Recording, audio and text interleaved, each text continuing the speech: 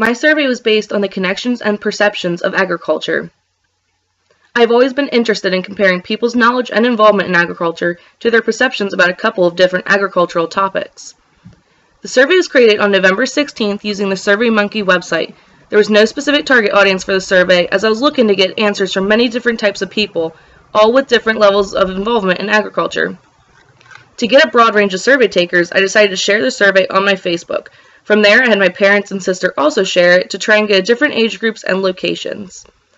My response rate was around 45% and I had 100 responses.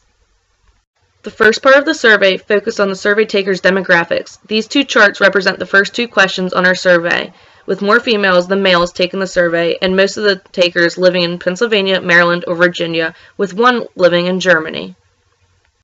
The next two questions focused on the survey takers' involvement in agriculture and what type of area they live in. We had more people not involved in agriculture that took the survey, and more people that lived in suburban areas.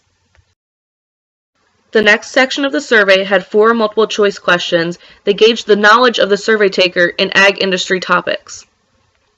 The first question was asking about the average age of U.S. farmers, with people stuck in between age 47 and age 58, with the correct answer being 58.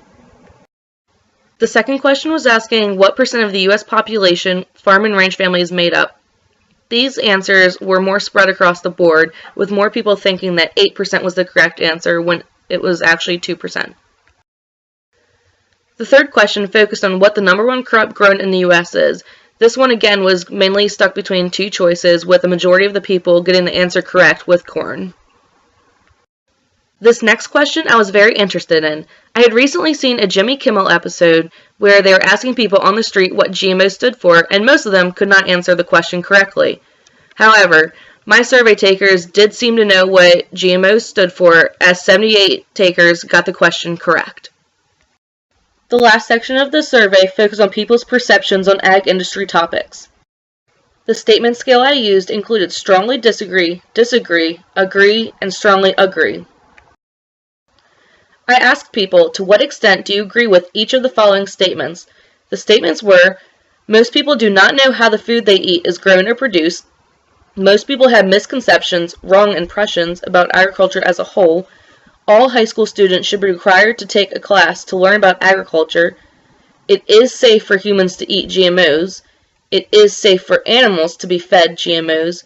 And the last one, using antibiotics in livestock raised for meat is an acceptable practice. People tended to agree or strongly agree that most people do not know how the food they eat is grown or produced. We had similar results on the second statement, with most people agreeing and strongly agreeing that most people have misconceptions or wrong impressions about agriculture as a whole. The third statement also showed that most people agreed or strongly agreed that all high school students should be required to take a class to learn about agriculture, but we do see that the disagree category is larger than the first 2 statements. The last 3 perception statements are dealing with hot topics in the ag industry, including this first one that says it is safe for humans to eat GMOs. The answers were almost split between agree and disagree, with more people disagreeing with this statement. The next statement said it is safe for animals to be fed GMOs. The results for this statement were almost the same as the last statement about humans eating GMOs, with most people disagreeing with the statement. The last perception statement was asking if using antibiotics in livestock raised for meat is an acceptable practice. This statement, out of all 6 perception statements, had the most people disagreeing with it. This chart further shows how people answered the perception statements, with most people agreeing with the first 3 statements and disagreeing with the last 3 statements. I found that survey takers who are involved in agriculture tended to answer most of the multiple choice questions correctly. Survey takers who were not directly involved in agriculture tended to disagree or strongly disagree with the use of GMOs and antibiotics. For the most part, survey takers agreed most people do not know how their food is grown or produced. These 2 examples compare answers from someone not involved in agriculture and someone directly involved in agriculture. This survey was able to show the strong opinions that some people have on hot agricultural topics.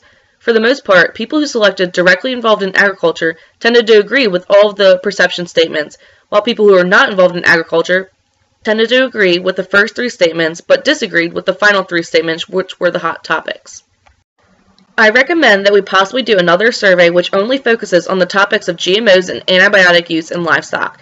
There should be more agriculture education to the general public and the schools, and if there was a future survey done to elaborate on this one, I would put a box under the perception statements to let people explain why they chose what they did.